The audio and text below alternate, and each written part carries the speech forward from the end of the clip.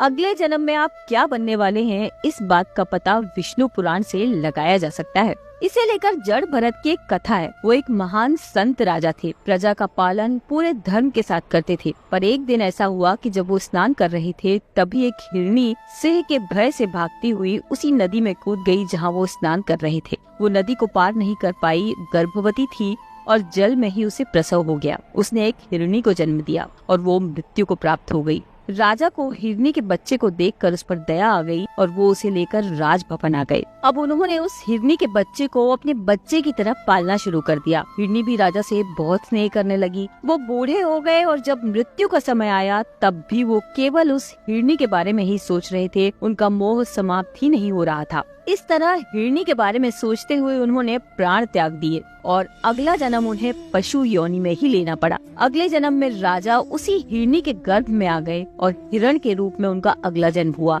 विष्णु पुराण के साथ साथ गीता में भी कहा गया है कि मृत्यु काल में भगवान में जिनका मन लगा रहता है वही मोक्ष को प्राप्त करता है। लेकिन ये बड़ा कठिन होता है, क्योंकि जीवन भर जिस भाव में व्यक्ति रहता है, मृत्यु के समय उस पर वही हावी रहता है। तो आप भी अगर आत्मा को परमात्मा से मिलाना चाहते हैं तो हर वक्त परमात्मा की याद में लीन रहिए। तो कहिए राधे राधे।